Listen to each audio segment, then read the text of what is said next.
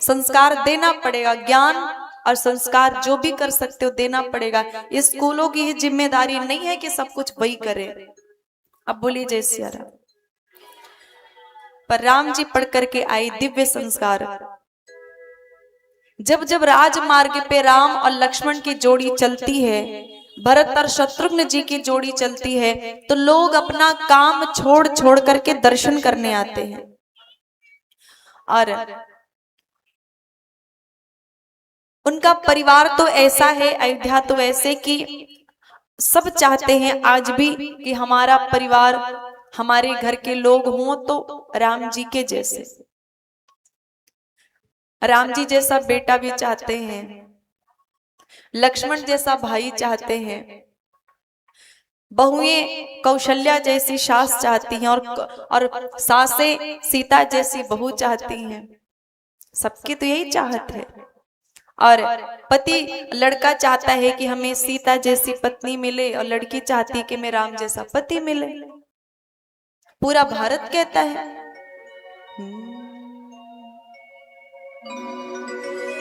नगरी हो अयोध्या सी, नगरी हो अयोध्या सी, रघुकुल सा घर चरण हो राघव के, जहाँ मेरा ठिकाना हो।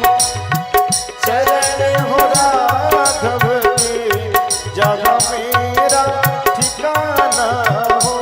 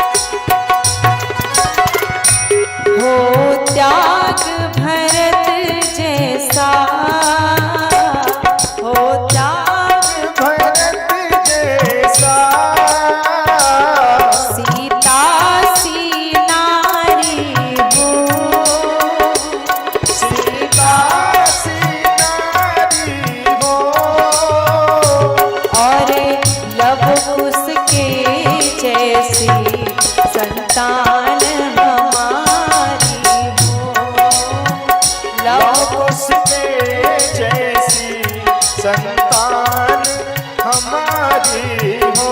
नगरी हो अयोध्या सी, नगरी हो अयोध्या सी,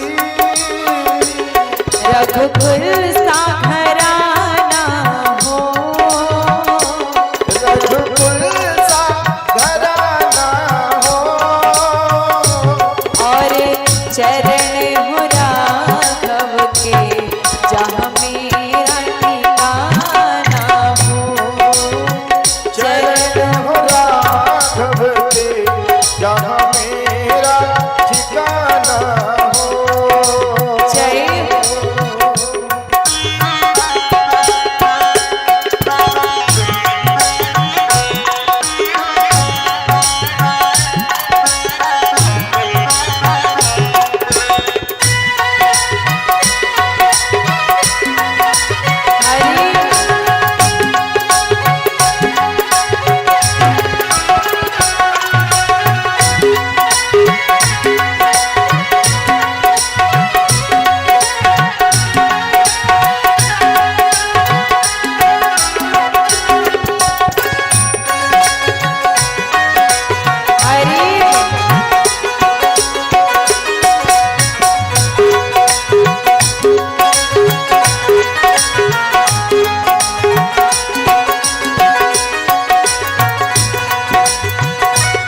लक्ष्मण सा भाई हो, लक्ष्मण सा भाई हो,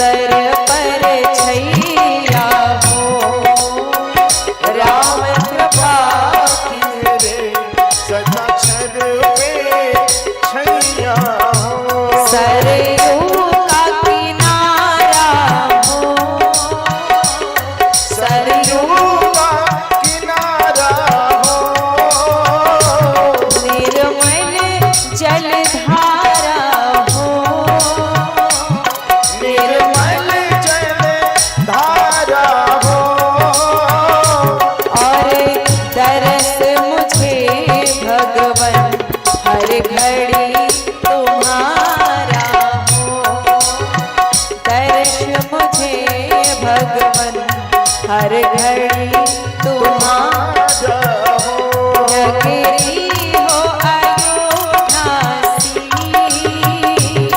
नगरी हो रघुकुल सा घराना हो,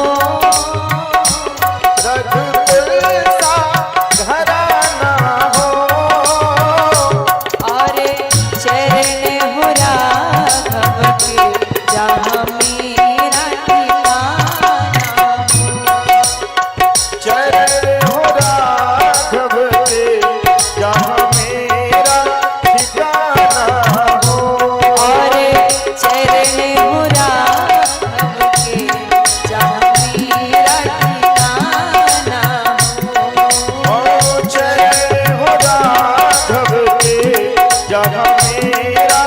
ठिकाना हो, और चरण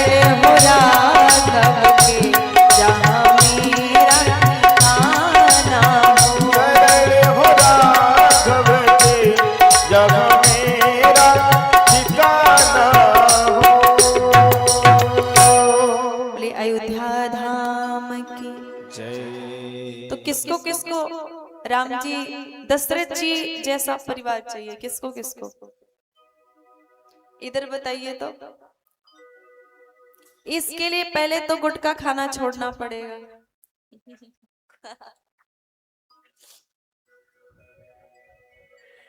क्योंकि उन भगवान को गुटखा पसंद नहीं है, नहीं पसंद है ना, तो पहले तो यही करना पड़ेगा। नहीं कर सकते तो फिर अभी आप बहुत दूर हैं, अभी नहीं मिलेगा दशरथ जी जैसा परिवार। अब बताओ कौन कौन खाता है?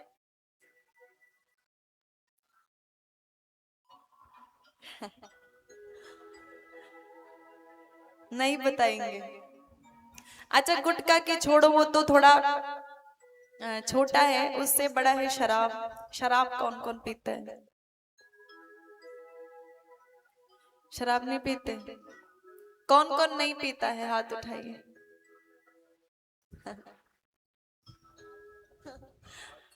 आप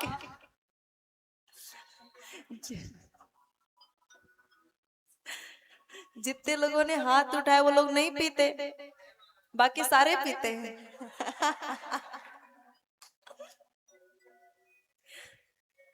अच्छा, अच्छी बात तो नहीं है, सबको पता है शराब पीना अच्छी बात है। शराब पीना अच्छी बात नहीं है। ये लोग बड़े झूठे हैं। इनसे कहो कि शराब क्यों पीते तो कहते अरे क्या पत्नी इतनी खराब है ना, उसके नाते पीना पड़ता है। झूठी बातें हैं, एकदम झूठा, एकदम झूठा। अरे अगर ये कहें कि दोस्तों के चक्कर में पीना पड़ता है तो बात समझ में आ जाएगी, ये सही हो सकता है। पत्नी के नाते पीते, पत्नी तो हमेशा बेचारी परेशान है, ना पियो ना पियो ना पियो। अरे कैसे कैसे दोस्त होते हैं कि वो अपने दोस्त की जिंदगी खराब करते हैं। उनकी तो खराब हुई पड़ी है, पर उस के वही सोचते हैं ना कि हम तो डूबे पर तुझे भी ले डूबेंगे। यहाँ तो यही मैटर आ जाता है। तो ये सब अच्छी बात नहीं है। और अगर राम को प्राप्त करना है तो पहले तो ये सब छोड़ना पड़ेगा। संत तो बिस्किट और ये सब भी नहीं खाते, वो तो बिल्कुल लहसुन प्याज नहीं खाते। अब बोलना पड़ेगा जय सिया राम। तो बड़ा अच्छा है, सब प्रसन्न है, लेकिन दशरथ जी को चिंता है। राम जी पढ़ करके आए हैं, सब ठीक ठाक है, लेकिन दशरथ जी को चिंता है। किसकी चिंता? ब्याह की चिंता। किसके ब्याह की चिंता? राम जी के ब्याह की चिंता। ये जो प्रसंग है वाल्मीकि रामायण से हम अभी कह रहे हैं। दशरथ जी को राम जी के ब्याह की चिंता है। अगर बेटी के ब्याह की चिंता हो तो बात समझ में आती है, पर बेटे के ब्याह की चिंता दशरथ जी को क्यों चिंता है? इसलिए चिंता है क्योंकि वो सोचते हैं कि ये राम इतना अद्भुत है, इतना इतना अद्भुत है, इतना दिव्य है कि इसके योग्य कन्या ही नहीं मिलेगी, तब क्या करेंगे? राम के योग्य कन्या ही नहीं मिलेगी, इतना अद्भुत है, इतना इतना अच्छा है ये। इतने संस्कारी हैं ये, कैसे कन्या मिलेगी, इसी की चिंता है। और छोटी मोटी चिंता नहीं, इतनी इतनी चिंता हो गई कि ऐसे सार्वजनिक रूप से खड़े होके पूरे सभासदों में कहते हैं कि मेरे मेरे पुत्र के लिए कन्या देखो। ये वाल्मीकि रामायण से है। चिंता हो गई उनको, इधर दशरथ जी को चिंता है और उधर एक जना और है, उनको भी चिंता हो गई। कौन है? गाधि तनय मन चिंता व्यापी, हरि बिनु मरहि न निशिचर पापी।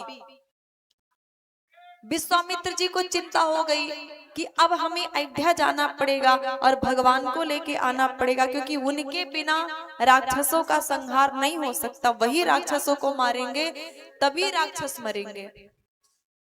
तो विश्वामित्र जी को चिंता हुई। तब अब विश्वामित्र जी बक्सर में रहते हैं, बिहार में ही बक्सर है, बक्सर में ही उनका आश्रम है, सिद्धाश्रम। वहीं पे वो रहते हैं। सभी शिष्यों से बोले कि हम अभी जाएंगे और राम जी लक्ष्मण जी को ले आएंगे, तब तक आप यज्ञ को गुप्त रखो, क्योंकि मारीच सुबाहु आदि राक्षस ध्वस्त कर देते थे यज्ञ को। कुंड में अपवित्र द्रव्य डाल देते थे, इससे यज्ञ नष्ट हो जाता था, खंडित हो जाता था। तब विश्वामित्र जी निकले हैं और विश्वामित्र जी सोच रहे हैं कि न जाने कब पहुंचूंगा। और जब व्यक्ति अकेला होता है तो सोचता ही है, जब व्यक्ति अकेला होता है तो सोचता बहुत है। इसीलिए अकेले ज्यादा रहने का कोशिश मत किया करो।